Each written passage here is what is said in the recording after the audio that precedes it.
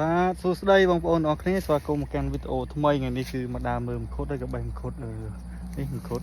បេះមង្ឃុតនៅចំការទូបឺតប្រសង្ហានេះបងប្អូនដើមមង្ឃុតដើមតូចហើយថ្ងៃនេះគឺបេះបានប្រហែល2គីឡូជាងដែរហើយក៏ចង់ជូនដំណឹងដល់បងប្អូនអរគ្នាថាមង្ឃុតនៅចំការទូបឺតគឺចាប់ដើមទុំហើយសម្រាប់ពុកម៉ែបងប្អូនដែលជាអតិថិជនស្នាប់អាចខលមកបានហើយបងប្អូនអតិថិជនថ្មីអាច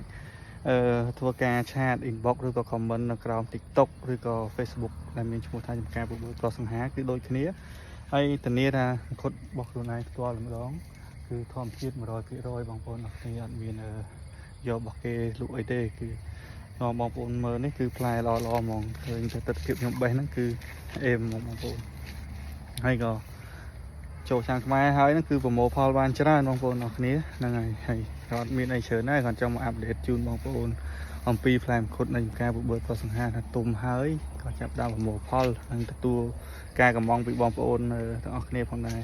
ហ្នឹងហើយវីដេអូនេះក៏អត់មានអីច្រើនដែរបងប្អូននេះមង្ឃុតសុទ្ធសិនតែផ្លែធំដែលអាចបេះបានហើយ10ថ្ងៃទៀត